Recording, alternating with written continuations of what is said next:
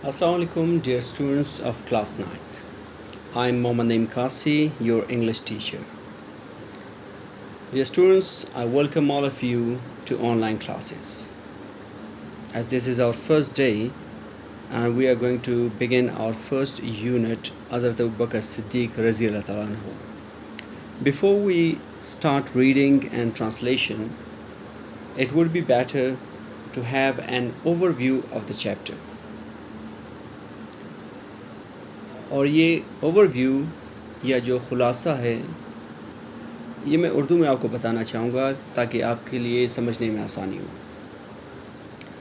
حضرت ابوبکر صدیق ایک بہت بڑی ہستی تھے. وہ اسلام کے پہلے خلیفہ تھے. محمد صلی اللہ علیہ وسلم کی وفات کے بعد انہوں نے اسلام کو آگے پھیلایا. محمد صلی اللہ علیہ وسلم اور حضرت ابوبکر صدیق بچپن کے بہترین ساتھی تھے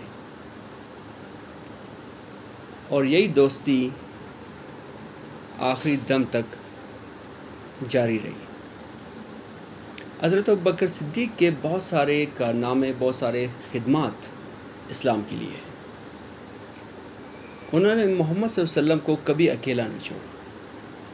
وہ ہر مصیبت میں، ہر مشکل میں محمد صلی اللہ علیہ وسلم کے ساتھ شانہ بشانہ کھڑے رہے، چاہے وہ جنگوں میں ہو یا ہجرت کرنے میں ہو. محمد صلی اللہ علیہ وسلم جب بیمار ہوتے تھے تو حضرت ابوبکر صدیق ہی وہ شخص تھے جنہیں منتخب کیا گیا کہ آپ نے نمازوں کی امامت کرنی ہے. حضرت ابوبکر صدیق ایک نامور مشہور تاجر تھے، کپڑوں کی تجارت کرتے تھے. اور جب انہوں نے محمد صلی اللہ علیہ وسلم سے سنا کہ محمد صلی اللہ علیہ وسلم ایک پیغمبر ہے، ایک رسول ہے، تو انہوں نے بلا جھجک، کوئی شک و شبے کے بغیر اسلام قبول کر لیا. اسی طرح جب معراج کا وقت آیا، محمد صلی اللہ علیہ وسلم معراج پہ گئے اور جب واپس آئے لوگوں کو وہ واقعہ سنایا تو بہت سارے لوگ ان پہ سوال اٹھانے لگے.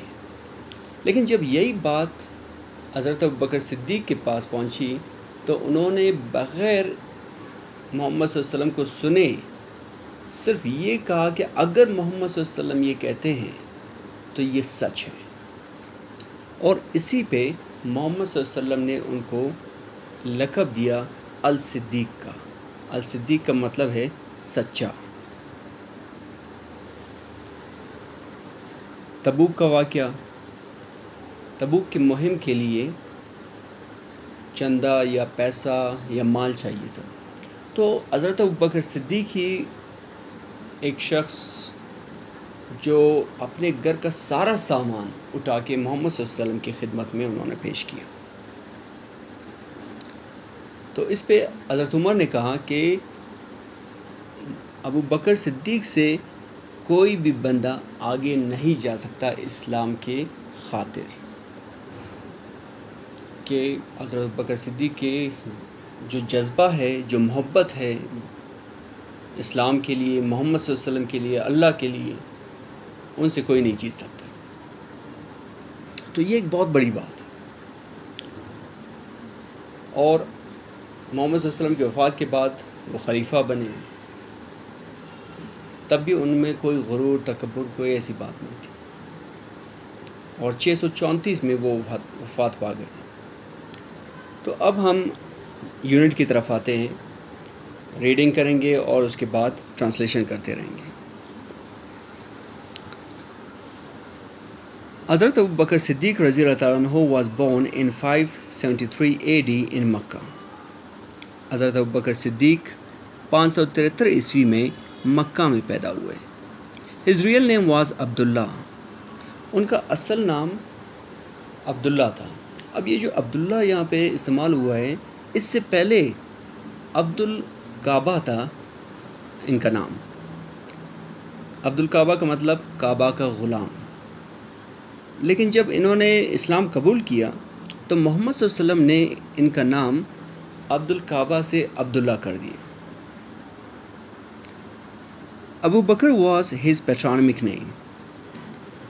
ابو بکر ان کی کنیت تھی. کنیت کا مطلب آبائی نام. He was a pious man and led a pure life. وہ ایک متقی انسان تھے اور ایک پاکیزہ زندگی بسر کرتے تھے. Even before embracing Islam, he stayed away from the corrupt practices of pre-Islamic era.